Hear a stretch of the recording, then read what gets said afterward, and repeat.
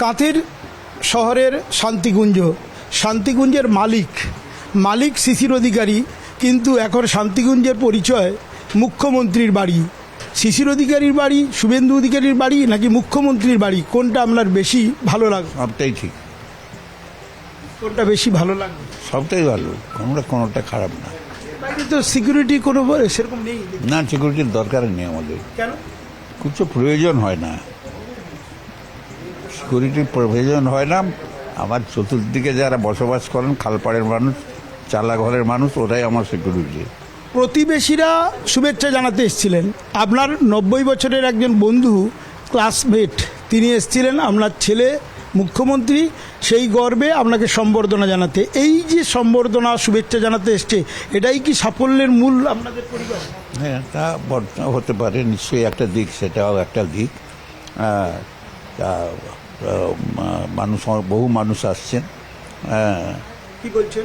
বহু মানুষই আসছেন এবং তারা তাদের প্রত্যাশিত কথা বলছেন যে ছেলে মুখ্যমন্ত্রী হতে, মেদিনীপুরের ছেলে মুখ্যমন্ত্রী হতে তারা অনেক বেশি গর্বিত এবং আনন্দিত, এবং মেদিনীপুর বাংলার কাছে মর্যাদা পেয়েছে এবং এই মর্যাদার সুবাদে সারা বাংলা সহ মেদিনীপুরের উন্নয়ন হবে।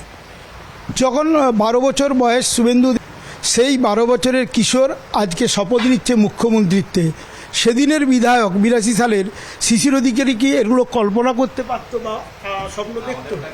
না, এটা তো মমতা ব্যানার্জি আপনার সামনে, টিভি রিপোর্টার, আপনারই টিভি রিপোর্টার, তখন আপনার সামনে মেছেদা একবার বললেন, একবার দীঘাতে বললেন, দুবার কাঁথিতে বললেন যে আমার উত্তরসূরি শুভেন্দু অধিকারী।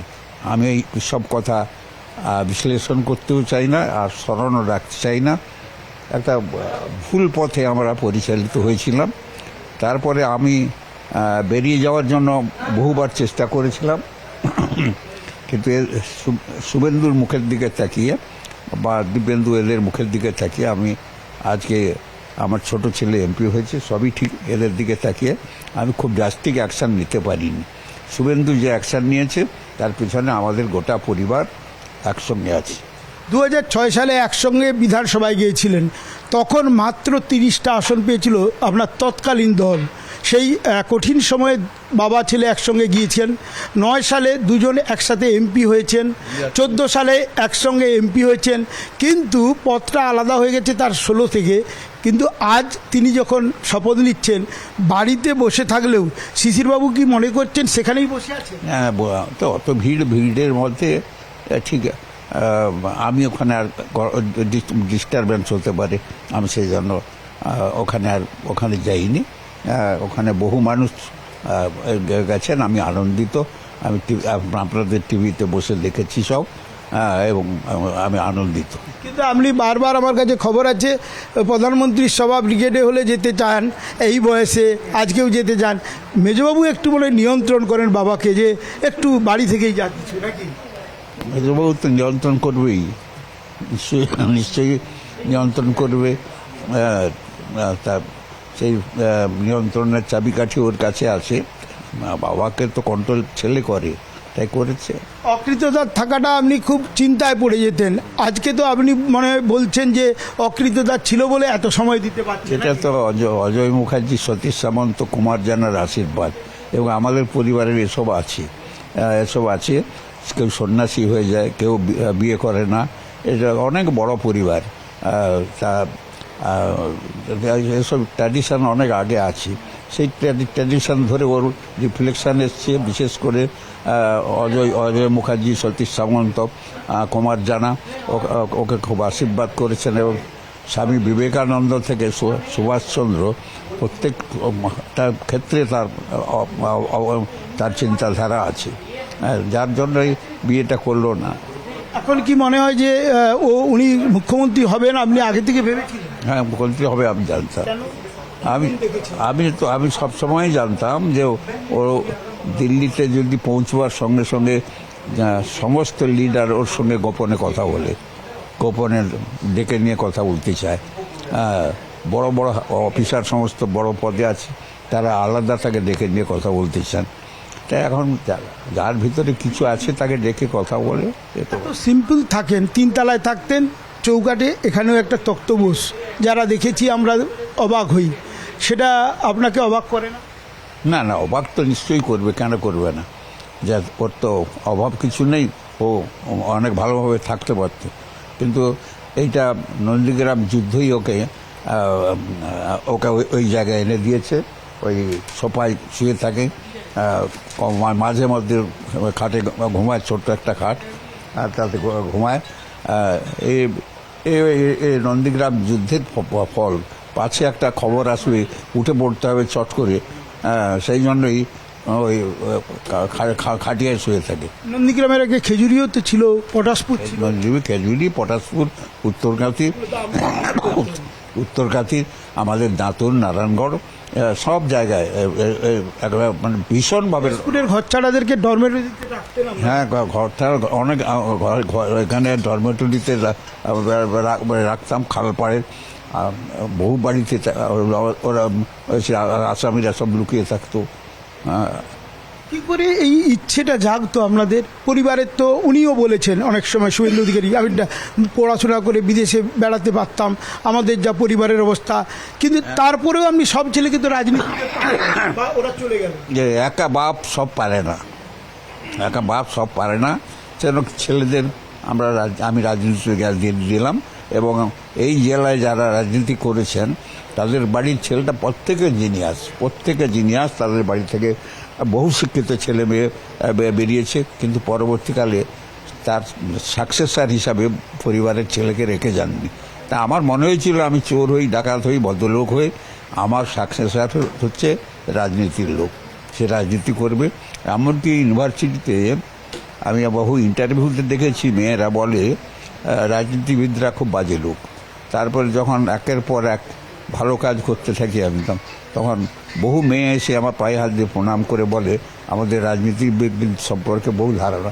আর রাজনীতিবিদদের সম্পর্কে ধারণা তো একবারে ইতিহাস বদলে দিলেন সদ্য প্রাক্তন মুখ্যমন্ত্রী, তার পরিবার গোটা ইতিহাস বদলে দিলেন। কলকাতার মানুষ, পৃথিবীর মানুষের কাছে দেখালেন কীভাবে ডাকাতি করা যায়, পরের অর্থ কীভাবে লুট করা যায়।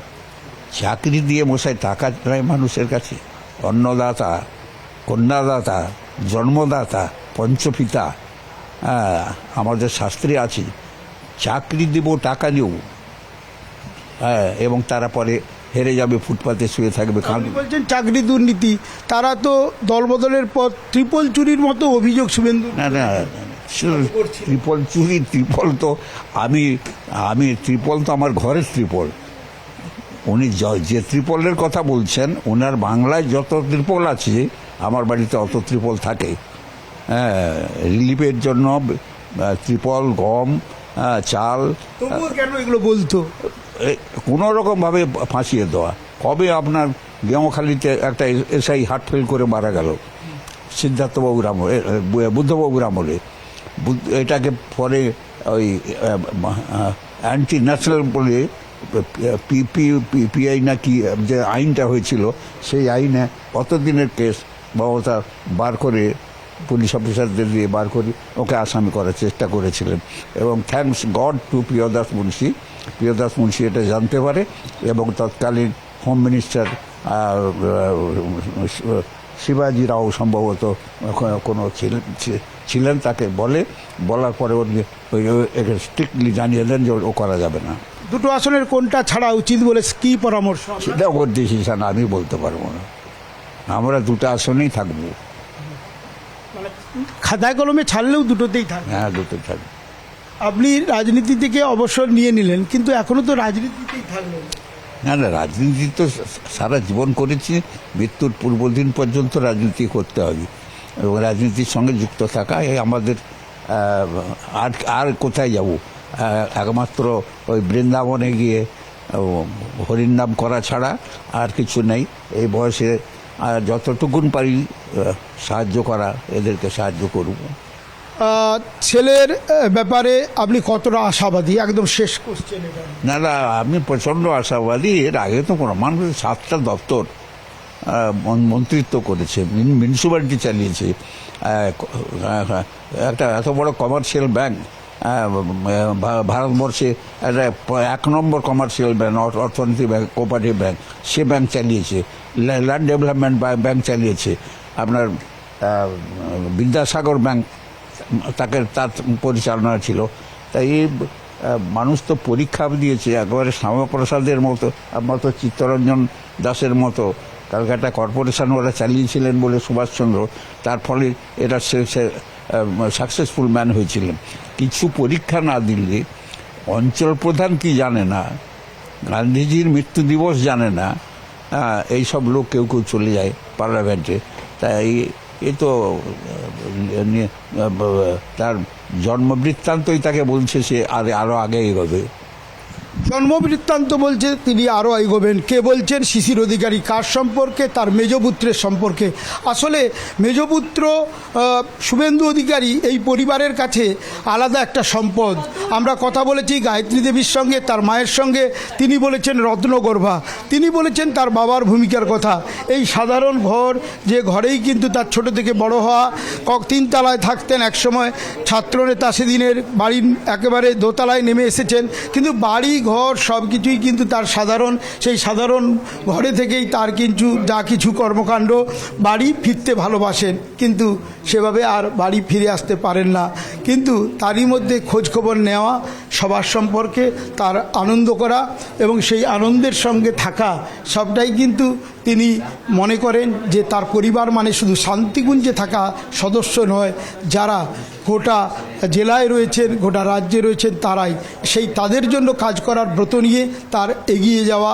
সেই এগিয়ে যাওয়া আজ মুখ্যমন্ত্রিত্বের শপথ নেওয়ার সুযোগ করে দেওয়া। এখন দেখার আগামী দিন শুভেন্দু অধিকারীর কাজ কতটা এগিয়ে রাখে রাজ্যকে, মানুষকে কতটা সুবিধে করে দেয়। শান্তিকুঞ্জের অন্দরমহল থেকে ক্যামেরায় পিন্টু সরকারের সঙ্গে সুজিত ভৌমিক, নিউজ 18 বাংলা।